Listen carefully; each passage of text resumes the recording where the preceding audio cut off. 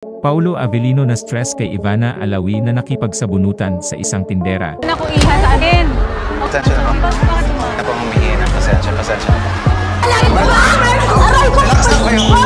Pero bago ang lahat, kung ikaw ay bago sa aking channel, huwag kalimutan na mag-subscribe at i-click ang notification bell for more trending news.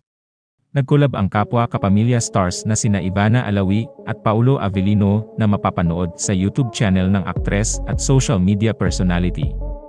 Pero imbes na magkaroon ng tipikal na interview o mukbang na karaniwan niyang ginagawa sa kanyang vlog tuwing may bisita siya, ang aktres ay naglakas loob sa isang masaya at nakakakilig na 1,000-piece Chang Challenge sa isang mall sa Quezon City. Sa hamon na ito, binigyan sila ng tig 1,000 na budget para makabili ng mga damit na gagamitin nila.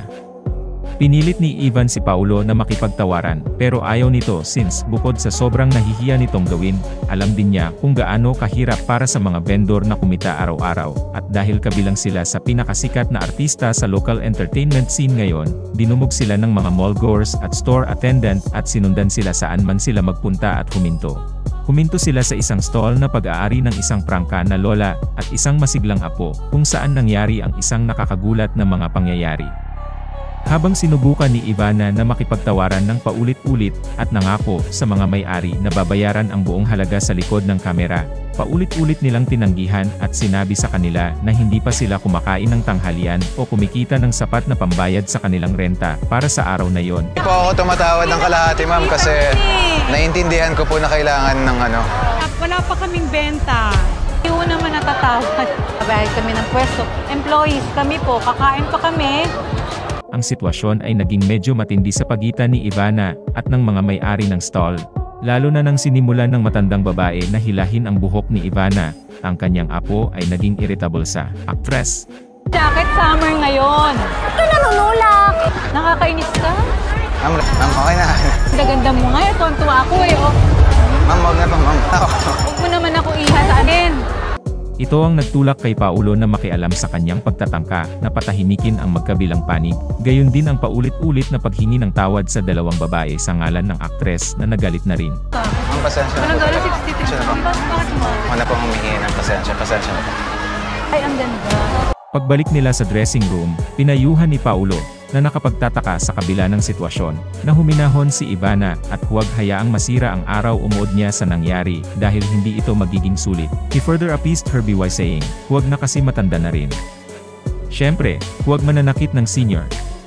Kahit gaano kasalbahe, hindi dapat dinadaan sa ngayon.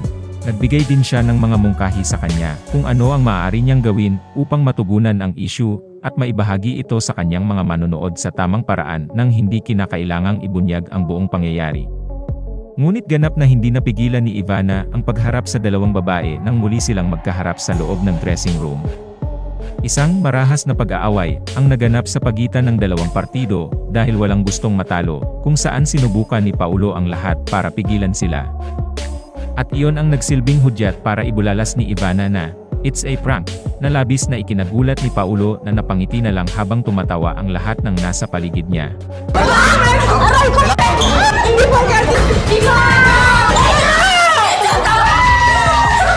Isang flashback kung paano ito ginawa ni Ivana bago ipinakita ang kanilang meet-up, kung saan nabunyag na ang buong bagay ay siya ang nag-orkestra.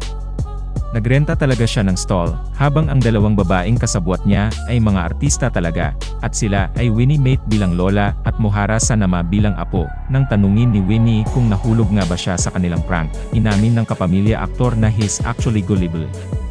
Naniwala po ako kasi medyo gullible po ako sa ganun. Maaaring na-stress siya sa kalokohan, ngunit talagang nagagawang makuha ni Paulo ang ating mga puso sa kung gaano siya kagalang-galang at kabaitan. Hinangaan si Paulo dahil sa pagiging sertipikadong softie at gentleman sa kanyang paglabas sa vlog ng Ivana Alawi upang ipromote ang kanyang pinakabagong pelikulang Elevator.